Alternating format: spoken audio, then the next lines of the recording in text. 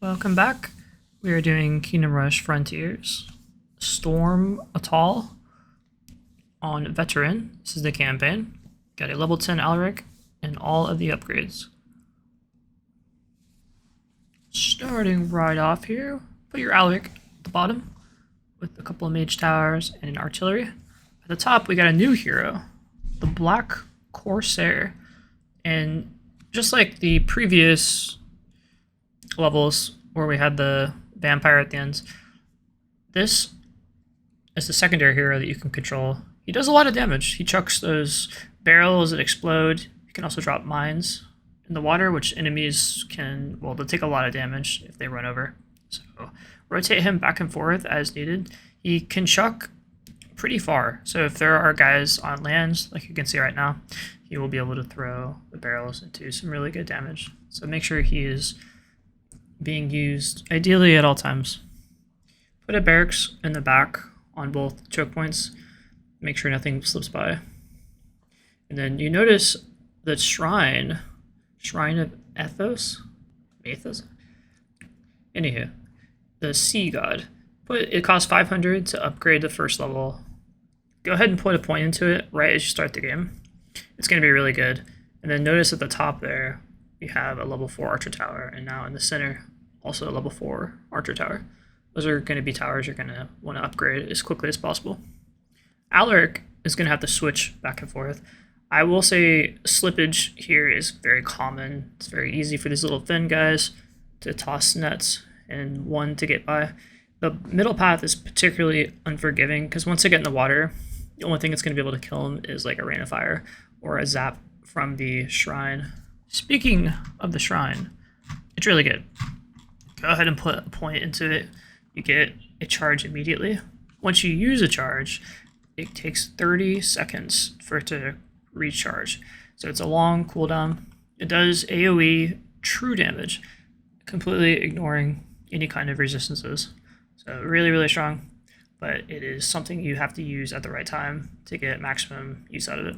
You can see I just used it there at the top, the harpoon guys, and it chunked him down. Not completely killed him, but got him very low, making it easy to finish him off. Going into wave 6 here, we start to see the black surges. Those things with the mushroom wands will disable your towers. Very, very obnoxious. But thankfully, with the Black Corsair, the mines, and things did quite a bit of damage. Of course, when they go in the shells, they restore a lot of HP, so we're going to have to drop the Rain of Fire just to make sure those guys die. We also get introduced to the crab guys. Crab Rage. These guys are basically immune to physical damage. Not completely, but more or less immune. You can see I just zapped him. I did quite a bit of damage there from the shrine, but it wasn't enough to completely one-shot him. Thankfully, they are slow, and they're also very weak to, well, they have no resistances to the mage towers, so either a necromancer tower or a wizard tower, especially the wizard towers with the critical mass upgrades, are really good against them. So tornadoes are also super good. If it stalls them out, usually gives you enough time to kill them. They aren't necessarily the scariest enemies. I would say the blue, well, you'll see them in a little bit, but they're the blue surges. What are they called? I'm looking. Blue gales. Those things. They can disable, well, they cause storms, which heals, does damage to barracks. Also prevents you from using the towers at all. You can see I zapped one of those black surges with the shrine. It's also level 2 now. One thing about the shrine is that you'll get another recharge immediately after upgrading it. So if it's level 1 and you bump it up to level 2, it will immediately get another charge. So use that to your advantage. I would not recommend getting level 3 shrine right off the bat. There's no need to. You won't have enemies that will take damage or that need to deal that much damage immediately. So there's just no point. It's much better to hold on to your money, get a bunch of archer towers, and then upgrade it later. You can see I upgraded to level 3 though, and got a really good zap as those guys are making their way to the choke point. So very important that you use the shrine effectively. And I just checked, it's called the Shrine of Ragnos. The thing about the Shrine is it does a range of damage, so you'll notice sometimes it feels like it does a lot, and other times it doesn't feel like it does as much. It's because that's exactly what's happening. At level 1, it's 250 to 750 damage. That's a huge range. Level 2, it's 500 to 1500 damage. And level 3, it's anywhere from 1000 to 2000 damage. You are doubling the minimal amount though every time you upgrade it. So even at level 3, you're doing a minimal of 1000 damage and a maximum of 2000. So you'll get some pretty massive hits regardless of what kind of range you roll. Here though, you can see the bluegills, or the blue summoner guys. They're wizards. They're immune to magic, but they take a lot of damage to physical damage. That's why we have the artillery tower for the stun chance, and also we got a level 3 archer tower right at that bottom side. It's going to be important. We decided to choke up all the guys and drop a nice rain of fire. Just really wanted to prevent him from walking deeper into our lines. And there you go, he died pretty quickly. We're going to see more of them as the later waves come out, but that's kind of how you want to deal with them. Just let your physical towers deal as much as you can. Maybe even move your black corsair down so he can do work. You can see he was kind of chilling in that middle area. He should have been top, but I went ahead and moved him now.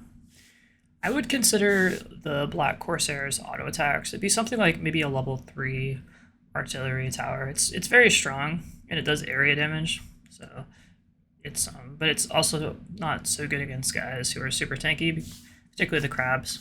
Just doesn't do very much. It's a physical attack, not a magic attack. Bottom wise, you're going to want to get a Necromancer Tower and a Mecha Tower. I got one at wave 13. I think the Necromancer Tower with the Dark Rider and the Mecha Tower more or less save this run. It's super important because you're going to get a really big push in the last wave, and if you don't have a good holdout at the bottom, you will get overrun. I lost a couple runs because of guys slipping by in the final rounds, so it's very important that you have a good base on the bottom to just hold out as long as possible. The top, we got the Assassin's Guilds. You can see the storms being created. We dropped a zap and a rain of fire there just to kill those guys off. They can cause all kinds of problems. Aleric is going to be chilling. He's at the bottom right now. The Black Corsair could probably be, yeah, he's actually good where he is because he does really good damage to the blue fins. Now double crabs coming out. We got these devil tides, what they're called. They come out of the whales, and they also ride in those dolphins. They can pop out really deep into your lines, so you got to be ready for them. Assassin's Guild here, pretty strong against them. Plenty of stalling power once we upgrade the dodge chance, so like to see that. Keep your Aleric towards the front. Right now he's stalling out the black surges, but you'll want to kind of micro him a little bit where he's needed. So this is the final push here. If you can survive, then you're good to go. Obviously you can see at our choke point at the top, a lot of stuff's kind of scary stuff's being pushed out, but the Assassin's Guilds are really good at tanking those things. So the main scare here is going to be the crab. He's making our way into our lines. I'm racing Aleric over, and thankfully at the bottom there we have enough choke, especially with that Mecha Tower, to hold off so we don't lose. And then there's one last crab who's just going to take forever to die because the assassins will tank forever, but they're not doing a lot of damage to him.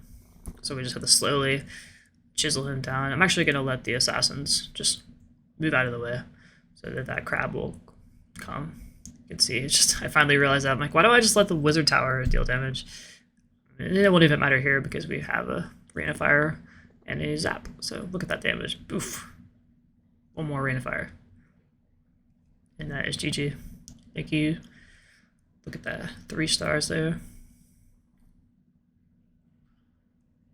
Alright, nice 3-star logo. Thank you so much for watching.